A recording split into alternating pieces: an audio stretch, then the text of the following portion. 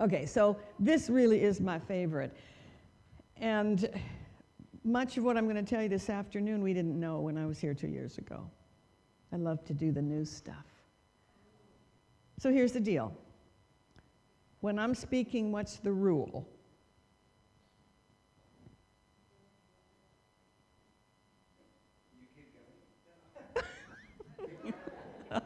I keep going. Get up anytime you want to and stand, walk, pace in the back. I'm very serious. Listen up, you male brains, because you probably need to stand up halfway through or sooner. Because here's the research.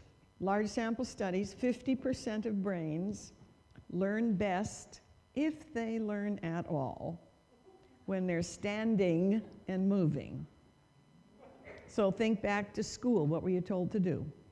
Sit down, shut up, be still, do your work. No wonder kids drop out. It doesn't work for half of the brains.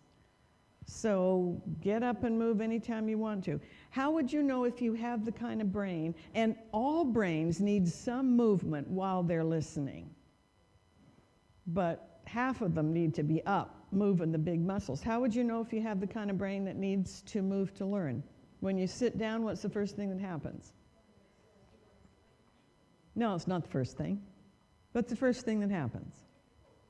Exactly, you start moving something, because your brain will only learn if something's moving. And you can look around, you can watch these people because their foot's going, they're tapping their leg, whatever.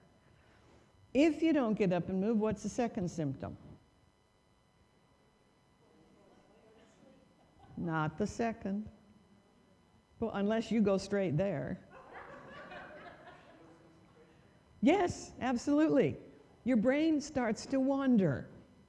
Because if your body can't move, your brain can. So you'll be taking a trip to, I don't know, Samoa, and not paying any attention. And if you still don't get up, then what's the third symptom? Then you start to doze off. And if you're unlucky, you snore. So get up anytime you want. Does it happen if you're interested? I don't care how interested you are. If you have a brain that needs to move to learn, you'll usually doze off, or your mind will wander, or you'll start beating on the person next to you, and, whatever. Brain benders. Age-proofing puzzles. How many of you have not done these before? Not many. Okay, here's the deal. 2 hemispheres. Language is loaded in the left hemisphere, pretty much regardless of handedness. So they're called whole brain puzzles, because with your left hemisphere, you are reading the letters, hopefully putting them into words. And with your right hemisphere, you're looking at how they're arranged in the box, word in a word, things like that. So it takes the whole brain, both hemispheres, to do these. So they're called age-proofing. There's hundreds of them on my website. You can do some every day. They're a learned skill, so you get better and better and better at them. Top left, what would that say? Think before you speak. Good. Brain doesn't care if the words go forwards or backwards. You could read an entire book with every word written backwards. Your brain could do that. Second on the left, a break in the news. There might be some others that you could think of. Breaking news. Third on the left, to. Yes, the word is to. And which way is it going? What's another word to the left? It's going back. Back to square one. Good. A lot of people find that very difficult. Obviously, you didn't. Fourth on the left. Hush. What? Hush up.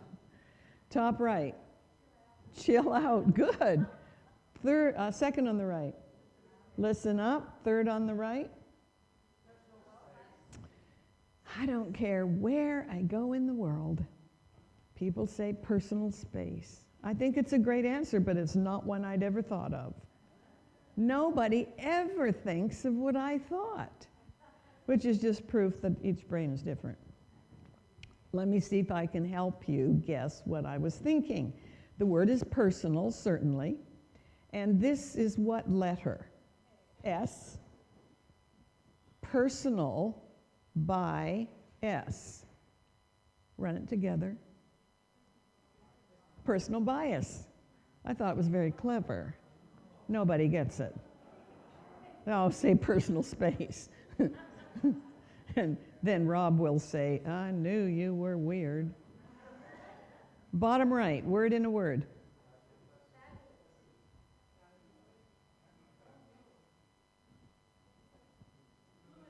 Blue in the face. Good. See that?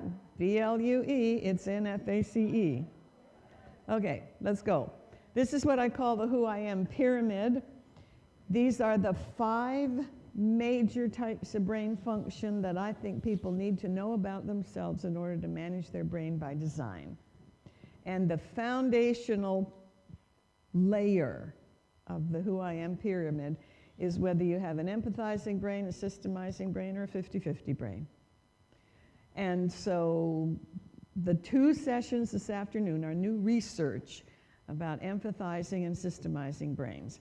And people ask me, what's the 50-50 brain? Well, they're a group of brains that now are being called intersex brains. They can be XX or XY, but they're really 50-50. And it's fascinating. There's approximately, estimates are there's 2 million on the planet.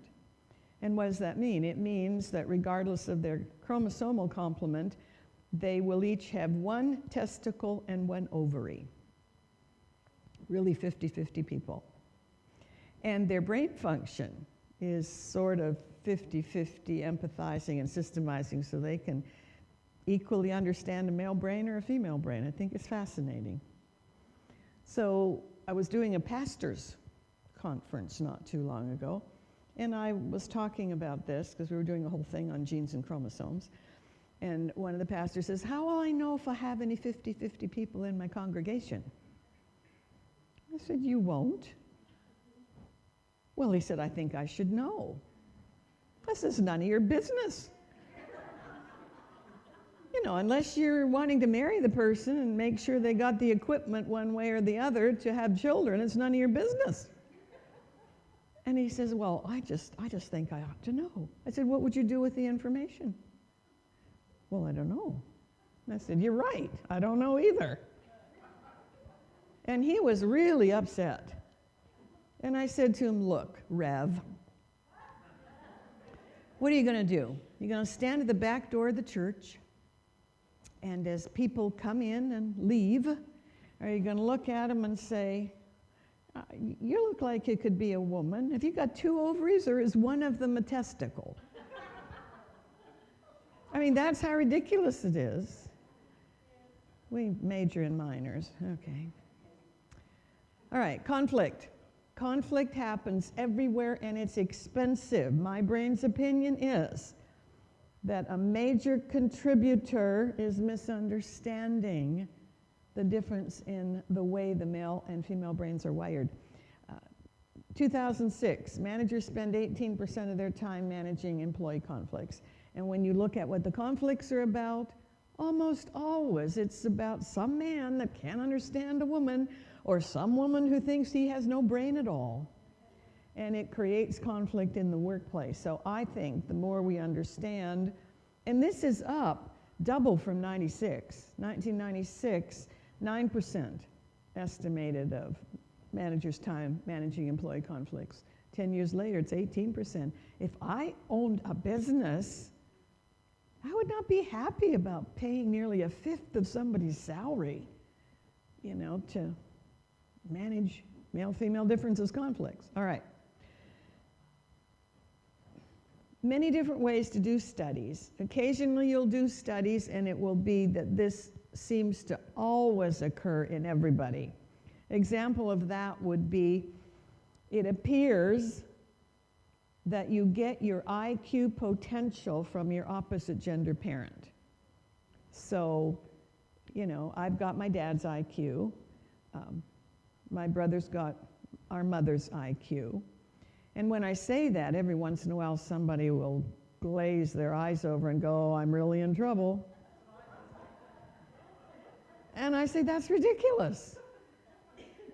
Because people can be brilliant and never have had the opportunity to do any book learning. So it has nothing to do with that. But that looks like one or the other, you know. Well, many male-female differences researchers, the conclusions come out in general, this is true. And they talk about it being in the bell curve. Do you remember that from high school? Okay. Red part are the two standard deviations, one on each side of the mean. So when you do male-female research, it clearly applies to 2/3 of the population, but now you got 1/3 left, so what happens to them? Well, half of 1/3 is a sixth, and so on one side, these people will not resemble the research as closely, but the people over here will be even more closely than the part under the bell curve. So the fact that it doesn't apply to 100% of the population doesn't invalidate the research. It just shows that every person on this planet, every brain is different. And it's individual uniqueness. And remember that sometimes there are more differences within a gender than there even are between the genders. So that sometimes there'll be a woman who can outperform most males. Or there'll be a female who significantly can do things that the average female can't. Do any of you follow the Indianapolis 500 road race? Okay, how many women on the circuit? One. Has she ever won? Not yet. She has had the highest time in some laps. For a woman racer, she's been the first. So, compared to other women, I don't know if there'll ever be another one. You know, you never know. You never know what's going to happen. But she does better than many males who wouldn't approach being on the Indianapolis 500. But that's just an unusually gifted brain. Somebody said to me, do you think she has a male brain in a female body? Because that does occur. Just like you can have a female brain in a male body. Something got screwed up during pregnancy and they didn't get the thing to match. I don't know that. I have no idea. But it's going to be fun to watch her. All right, so you got this? Enter diffusion tensor imaging. It's a brand new type of brain scan that actually measures the flow of water along a nerve axon pathway. You know, that's a drawing of a neuron, the thinking cell. Big axon like your thumb. And here's the cell body, that'd be the palm of your hand, and then you got lots of fingers.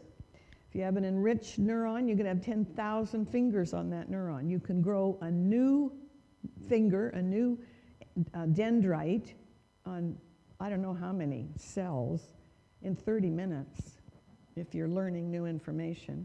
You can change the shape of one in 30 seconds.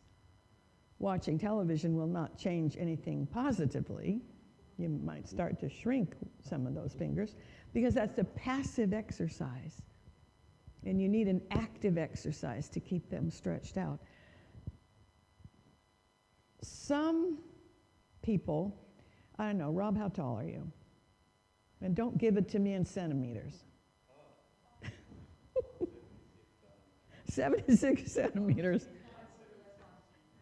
5'10". See, Canada and the United States, I don't know why they just didn't adopt metric. I mean, he's 5'11", thank you very much. Okay, so that means that Rob has some axons, one neuron, some axons that are probably 5 feet 9 inches long. The most I have is like 4 feet 9 inches long.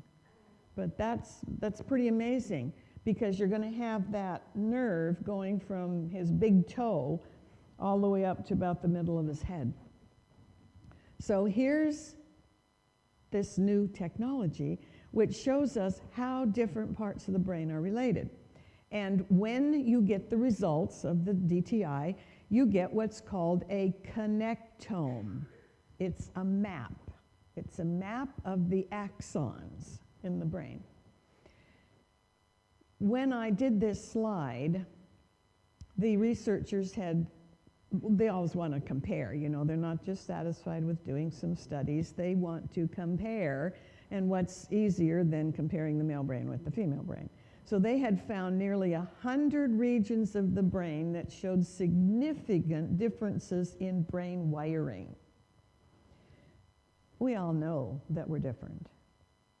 I mean, come on.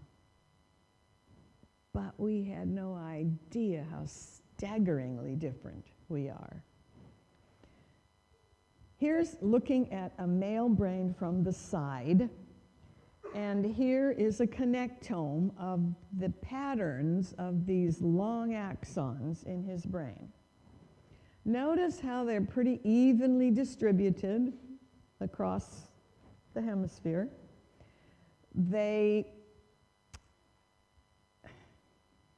There's only one place where they had more cross-hemispheric connections than the female brain. That's down here in the cerebellum. See where these bright red dots are?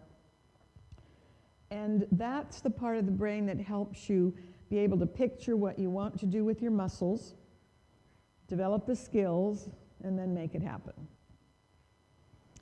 And the male brain is more gifted at that than the female brain. So when I watch the Winter Olympics, watched them in Calgary, of course, because I was born in Calgary, my favorite winter event is when the skiers start at the top of this huge, whatever you call it, but they ski right off the end of it, and then they flip around in the air 31 times and actually land on their skis.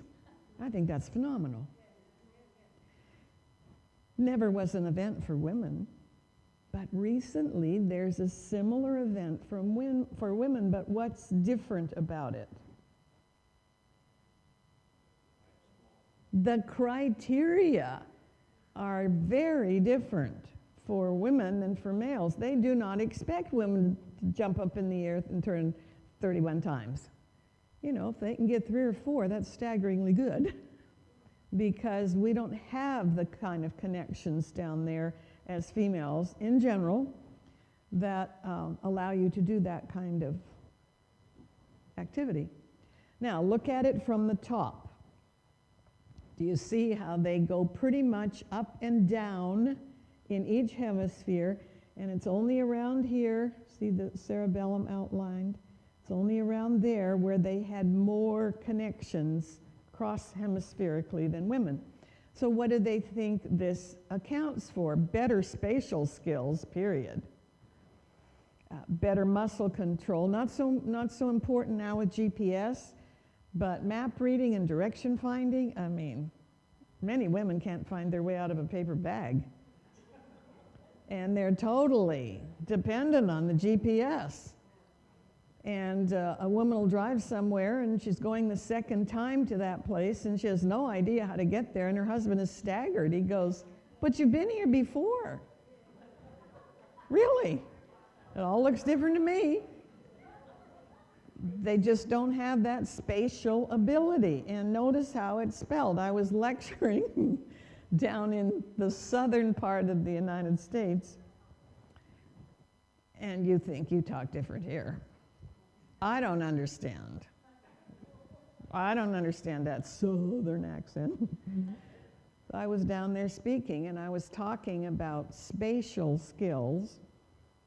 Guy emails the woman beside him on the front row and said, "I told you, honey, we're so special."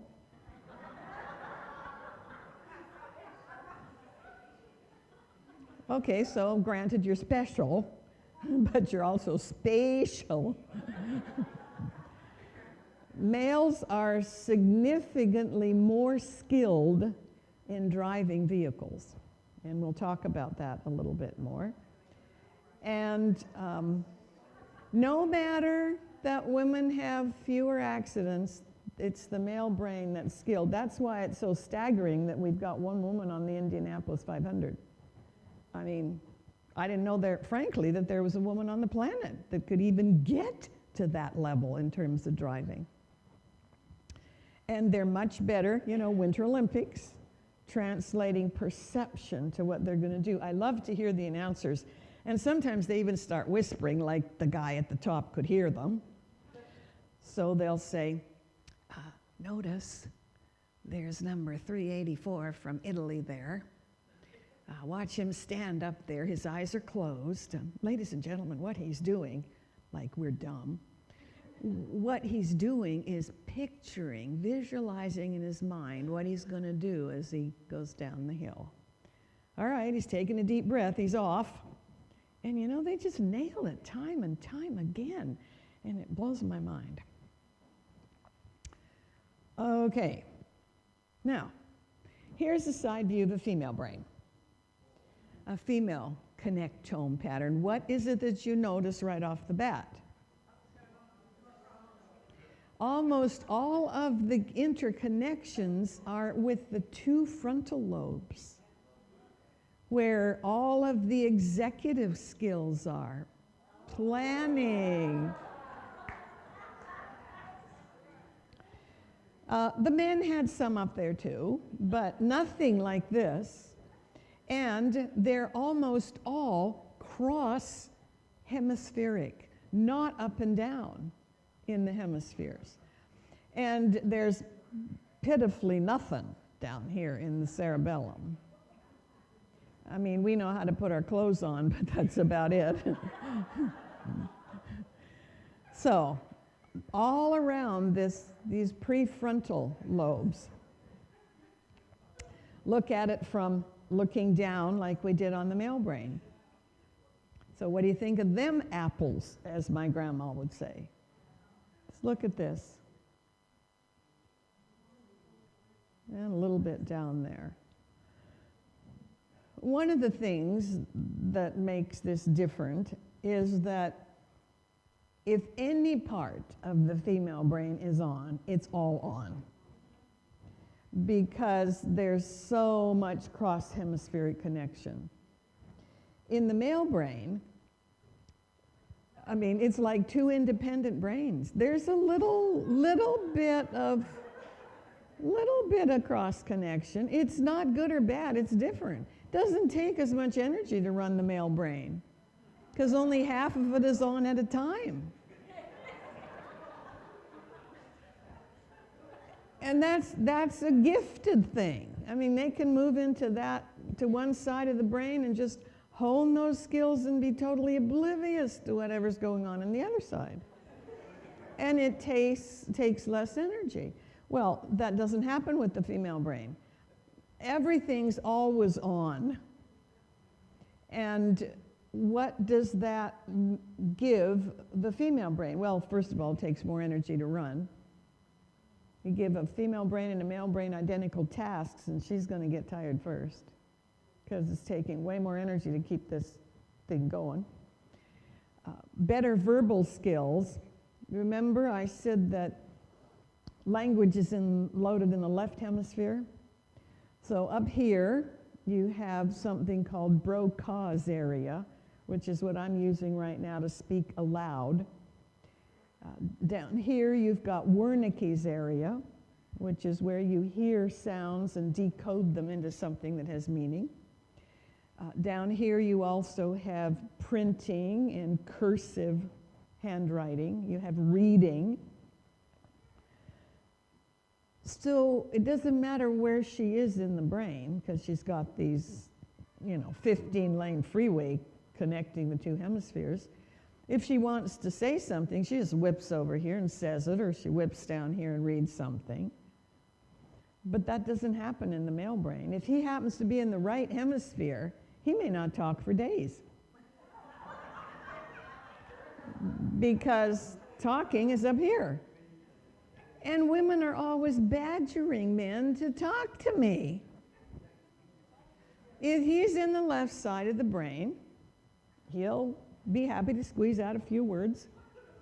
But it's not like the female brain. And if he's over here, it's a long process to get over here to speech. And so that's why men and boys use a lot more sounds that aren't words.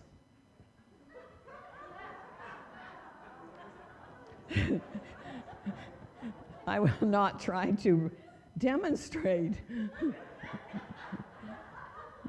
I remember my husband answered the phone one day, and this is how the conversation went, literally. Hello?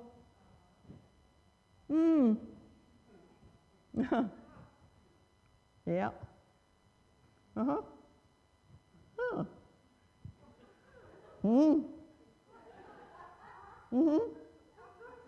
Okay, bye. I'm in the kitchen, and I said, who was that? He said, your favorite Aunt Isabel. I said, oh, what did she say? Okay, this was a 5-minute conversation. He says, everything's fine. I said, what's fine? Everything. I get on the horn and I call Aunt Isabel and I said, you know, my husband just, talked to you for 5 minutes, and she said, if you can talk, if you can call that talking, yes, we had a conversation. He says everything's fine. I want to know what's fine. Well, what was fine was their Irish setter just had like 11 pups. Now, you may love Irish setters, but they're dumb as a post. And we're replicating dumbness on our planet. I mean, my brother had 2 Irish setters. They couldn't find their food dish when it was like 2 feet away from them. So if you like Irish setters, I apologize. Somebody said that people tend to buy dogs that remind themselves of themselves, and I'm going, this would be pathetic. So, okay, where was I? Completely lost my train of thought. Oh, yes. So, there's a huge difference just for something like that. So if he wants to talk using words, and he's here in the right hemisphere, he's got to turn all the lights out. He's got to turn off the heating or the air conditioning or whatever's there, because he's going to save energy, remember?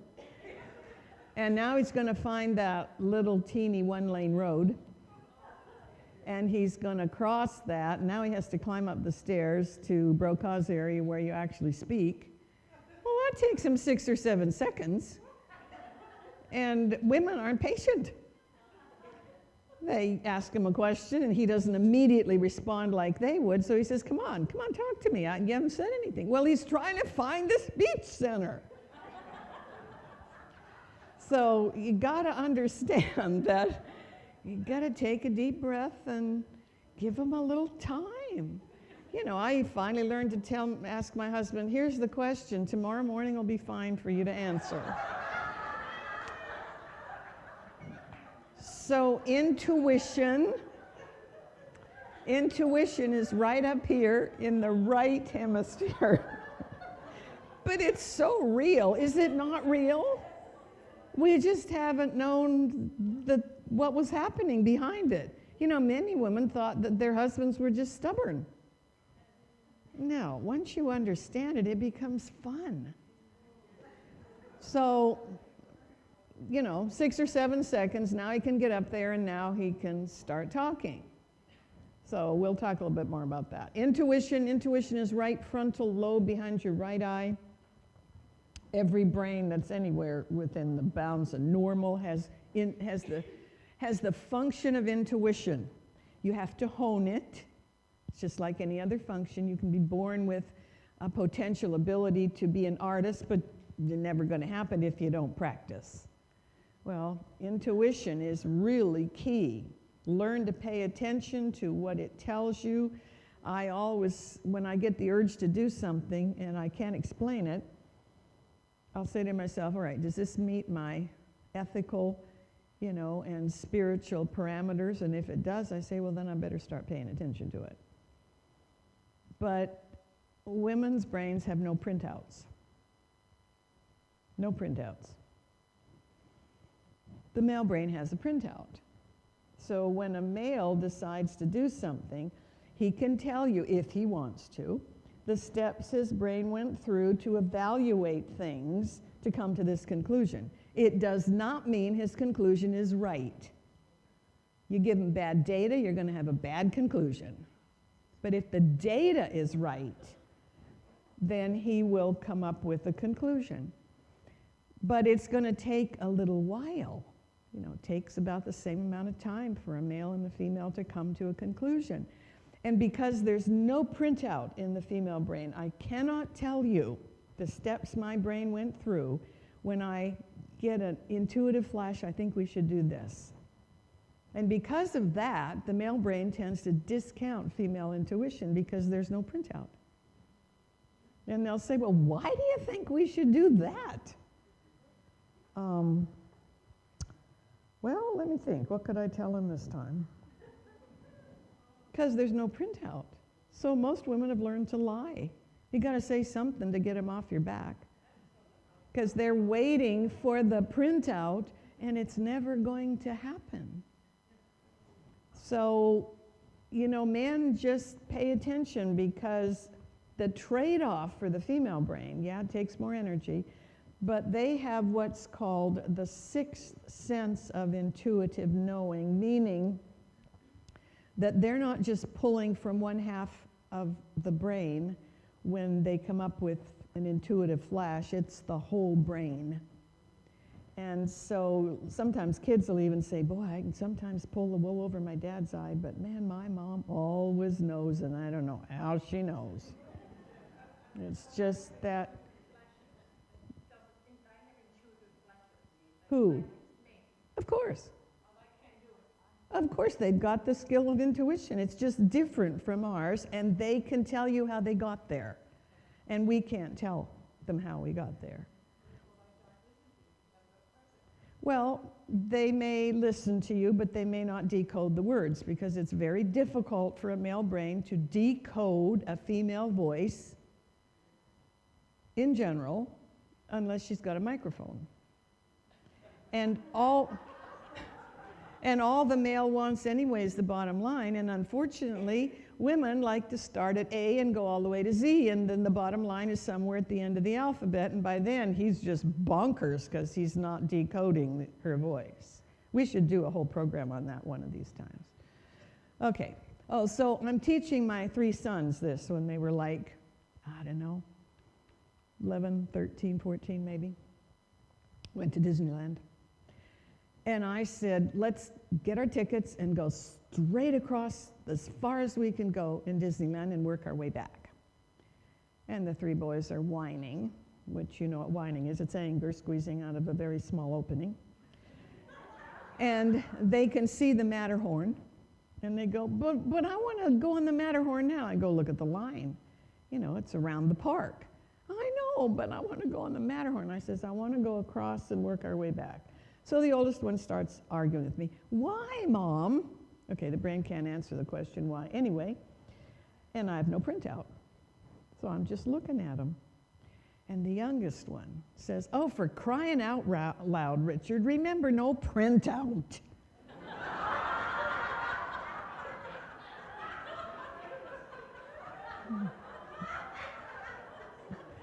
So we go across Disneyland, and there's nobody lined up anywhere. And they have a wonderful time, and by the time we get to the Matterhorn, the horde's already gone. And the oldest one says, well, Mom, if you just told me this, I wouldn't have tried to argue with you. I said I would have liked to, but I have no printout. Okay, so there they are side by side. And we knew we were different. We had no idea we were this different. So sometimes males will say to me, especially in a religious context, well, the male brain is more like God's brain, right? And I go, no.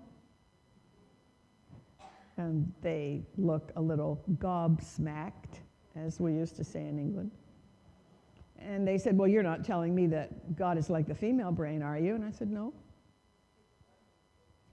Until you collect all of the skills of both of these together, then maybe you have some dim picture of how gifted, the brain can be. But each one of us, in essence, only has half a brain. And I could not do what I do without male brains. I really couldn't. And you guys would be in a pitiful state if you just had your brain. Really, because we don't have we don't possess it all. We can do most things at some level, but not at the level of giftedness. So we talked about energy expenditure, so that the corpus callosum, is way wider, more axons, larger diameter, so on, and much fewer here, even though right here they've got more than the female brain does. And so researchers joke that the female spends a lot more time on the road because they're just running all over the brain. I'm here, run over there, not a problem. Doesn't happen so easily in the male brain.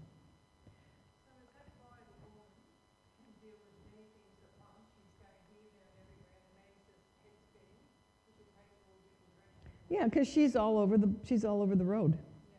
Of course, she never finishes anything. They try.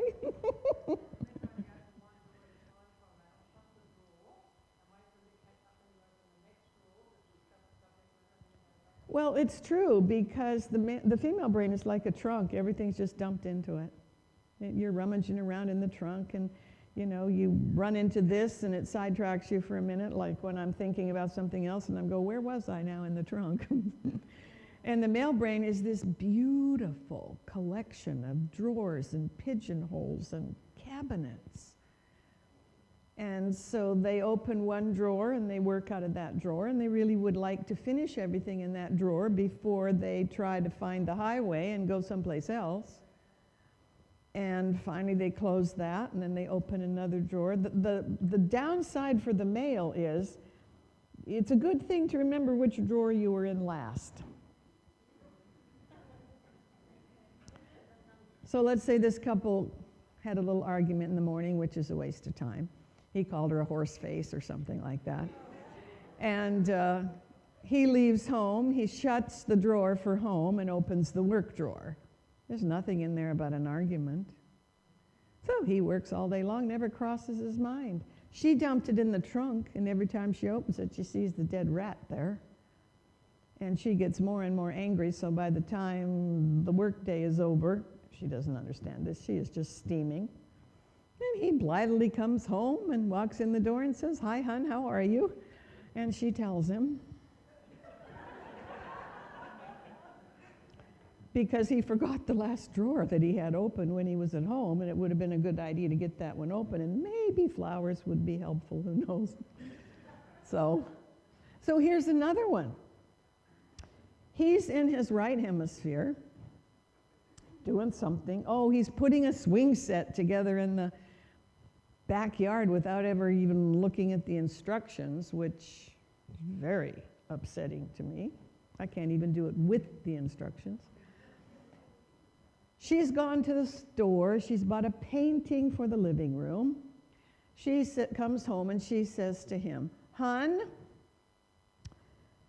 I'd like you to, can you hang this painting for me?" Okay, first thing, never ask a male if he can do something, because that kicks into his ego. You just say, "Please do this for me." So suppose she says, "Please hang this picture for me." He hopefully may hear her. He's in the right hemisphere. The temporal lobe in the right only has a 15% advantage for speech sounds. But if she lowers her voice and speaks up and just gives him the bottom line, he might hear her. He says, "When I'm done here," because he may not consciously realize where he is, but he knows he's not over here where the tools are. And she doesn't understand that. She says to him, "Well, why can't you do it now?" He says, well, I'd like to finish this first. Yeah, I know that, but why can't you just leave that and come and hang the painting and then go back? Because she can. She's all over the place. But he can't articulate that. And he'll just say, I'd like to do it later. Well, you're no fun. Okay, now we have an argument about hanging the painting, because neither one of them understand the brain. Because to hang the painting, he's got to turn all the lights off, air conditioning or heat, find the little one-lane road, come over here, turn all the lights on, turn on the AC, climb upstairs where tools are. And let's suppose he decides to do that. So now she's all excited. So she's over here talking to him while he's trying to use the tools. And that's why so many men have digits missing. Because they can do two things simultaneously, another gifted part of the male brain, as long as they come out of different hemispheres. But talking and listening and tools come out of the same side of the brain. So in this case, maybe the worst thing is he hits his thumb, but if he's using an electric saw, we got a problem if she's talking. So if he's using tools, women, you got to button it. And if you have to go somewhere else while he's doing it, do it, because he'll start listening and then he'll forget where the saw is. Okay, got it? So the deal is, if you want him to do something, put it on a list, because they probably didn't even hear you in the first place. And post the list, and when he's in the part of the brain where that task would work, he'll do it. Unless he's an idiot and wants to have discord in the family. Because you come back in 11 months and everything on the list, nothing's been checked off, she's going to think you're stonewalling her, which you are. So put it on the list, and he'll get to it when he gets to it, unless it's life and death. So we're going to talk about stressors in a few minutes, and I want you to remember this. Do wiring differences impact male and female differences in response to stressors? We think it might, but that remains to be seen. Does the fact that if any part of the female brain is on, it's all on, versus one hemisphere can idle in the male brain, does that contribute to the fact that females typically overreact to a stressor and a male typically underreacts to a stressor? We're starting now to look at the difference in response to stress based on wiring. And I mean, who knew that before? Driving, just a couple more things. Males have 14% more accidents per mile, or I don't know what that turns into, kilometers. But it's not because they're not more skilled. It's because if they're in their right hemisphere, where the three protective emotions are loaded, anger, fear, and sadness, and one of them surfaces, in order to talk about it, he'd have to go through this whole process to get over here and get up to Brocau's area. And so they just go out and act out the emotion. And if they happen to be driving a car, well, or a truck or something, that could be pretty bad. And that's how come they have more accidents per mile driven. It's not that they're not more skilled. It's that when they get emotionally involved, they tend to go out and make decisions that aren't wonderful. They do see better in daylight than women do. They also can see farther. Females have fewer accidents, not because we're more skilled, but just because we're a little more cautious and tentative. We're just not as skilled, period, and we aren't statistically. That's how come insurance companies charge males in the United States up to the age of 25 twice as much for car insurance as they do for girls. Women tend to see better at night. So do wiring differences increase concentration in one area of the brain to the exclusion of others, so that they can really focus on this skill almost undistractedly. I remember my husband and I were driving from the airport to somewhere in New Orleans. I was going to speak at General Conference, and we hit a hailstorm. I'm telling you, these hails were big, you know. They were like a small hen's egg, cracking, you know, windshields and everything else. I happened to be driving, and, you know, it was overwhelming. The noise was just, I can't concentrate. So I said to him, wake up, wake up. He's sleeping through everything. I said, look, I'm having trouble driving. This is too noisy for me. Will you drive? Oh, yeah, he says, sure, no problem. So I pull over, and he goes, don't stop here. I said, how come? Well, he says, you think I want to get out and get beamed on my head with all of these, you know, find an overpass. So the next overpass, I pulled over, and we traded driving. And he started to drive, and he just it didn't faze him a bit. Of course, he didn't even know I was in the car, totally unable to process any vocalization, but fabulous driver, just different.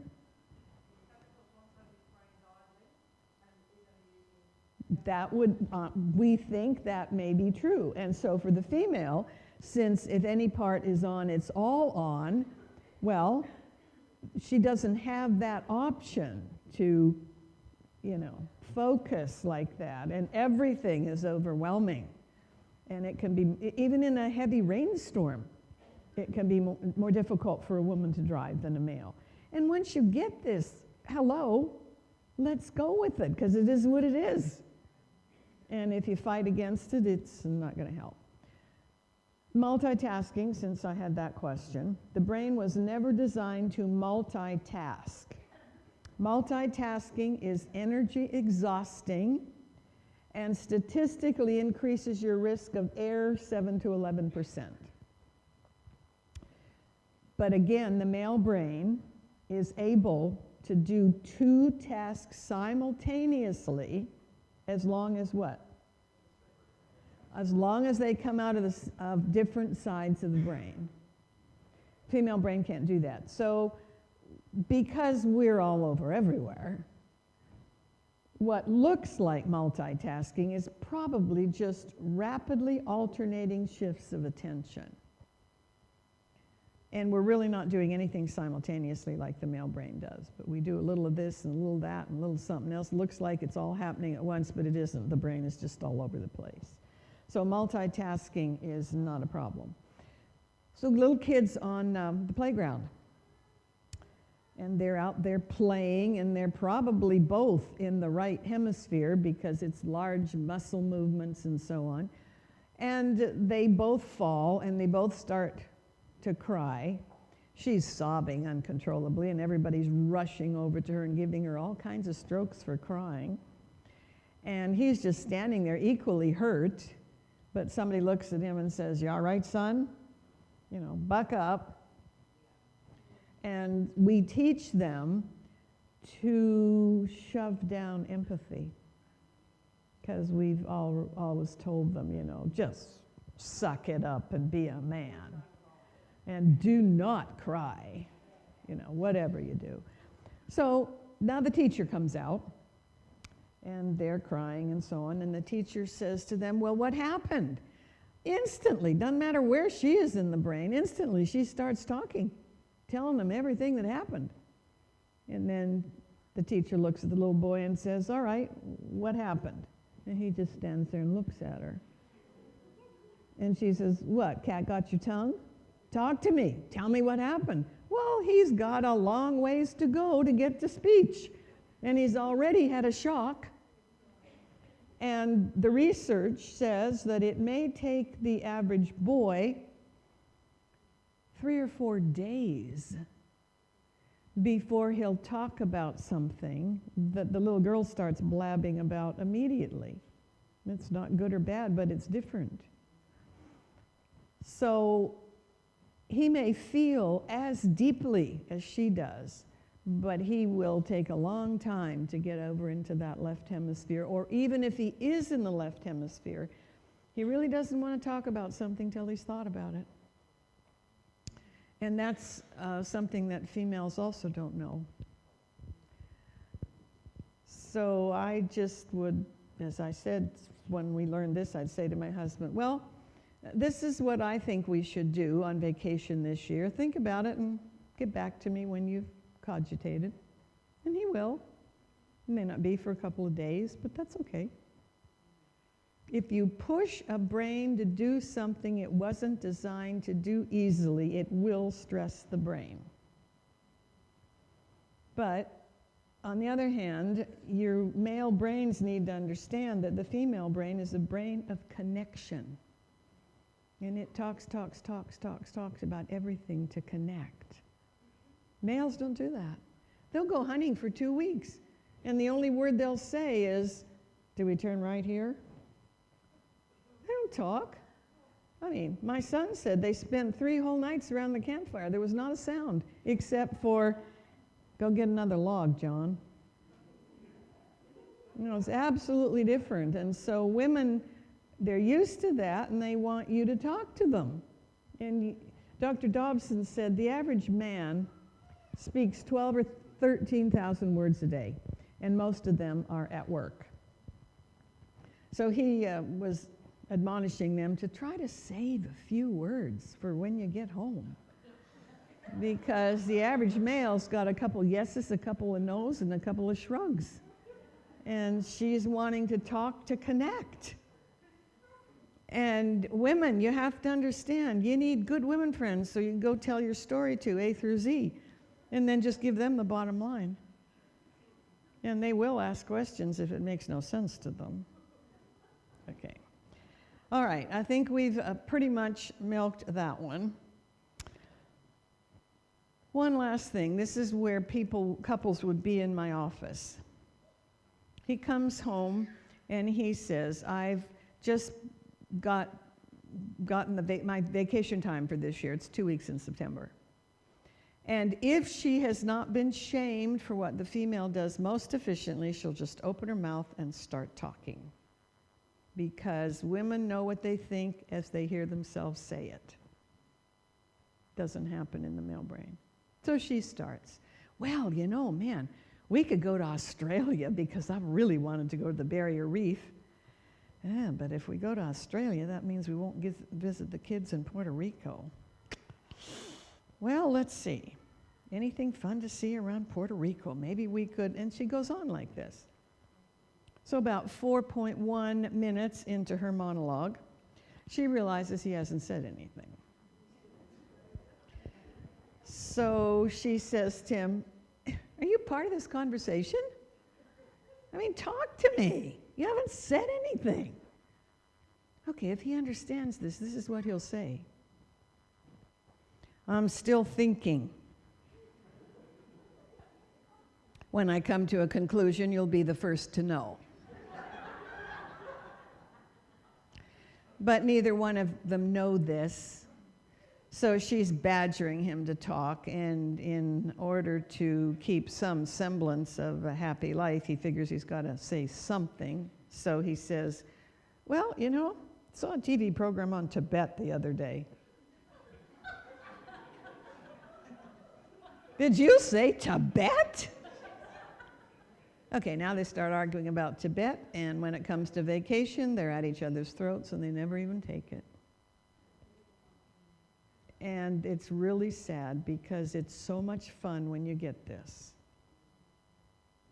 You just let her, and half the time, gentlemen, you won't even decipher what she's saying. Just don't worry about it. If you like the sound of her voice, it actually helps you think better for her to be chattering. It does. Lady came to visit me and said, "My husband never listens to me. Because we get up in the morning and we're having coffee, and you know, I'm trying to say something and he's reading the paper, and I finally say to him, 'Are you listening to me?' He goes, 'Uh-huh.' Because actually he's reading the paper better because she's chattering. You know, they think better when there's some distraction in the environment. And she doesn't understand this, so after another 10 minutes of chattering, she says, "What did I just say?" Oops. If he says something she said 3 weeks ago, there really is going to be a problem. So I explained to her, I'll have to do that for you one time, because you can do PET scan studies, and this is what you can see. You ask a female brain to listen to any type of voice on the planet, young, old, male, female, and both temporal lobes light up. Temporal lobes is where you decode sound. On the left hemisphere, it's 85% speech and 15% non-speech sounds. On the right side is 85% non-speech sounds, the bark of a dog, the cry of a baby, the whistle of a train, and only 15% speech. So she's listening to a voice, doesn't matter what it is, both temporal lobes light up. So she gets the actual words and she gets all the inflections. You ask a male to listen to a male voice, and the left speech decoding center lights up. Nothing lights up on this side, not a thing. Which is the reason male speech is a little more concrete. You know, they tend to miss the innuendo. You know, so you say, Rob, that's it's quite a shirt. He says, "Thank you." And all the women know, what did I just say? Can't stand the shirt. The words were, "That's quite a shirt." The innuendo was, "Man, I don't know how you can appear in public looking like that." Doesn't happen in the male brain. They don't get that. So the male is listening to a male voice. This lights up, this doesn't, which makes it easier for them to work with people they don't like, because they don't even hear the innuendo business. Now you ask him to listen to a female voice. Guess what happens?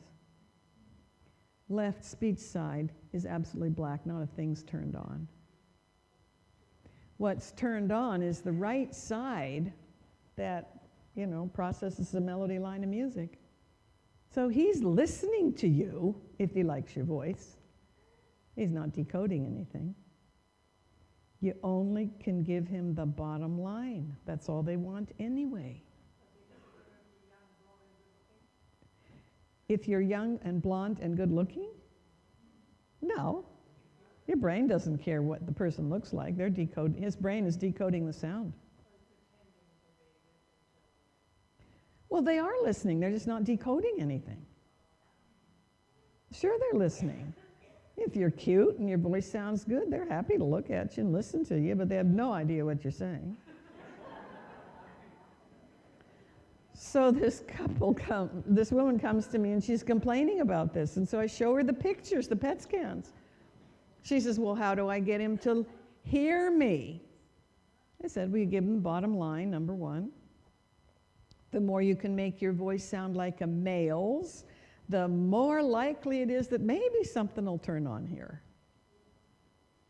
And you speak louder because they start out with poor hearing.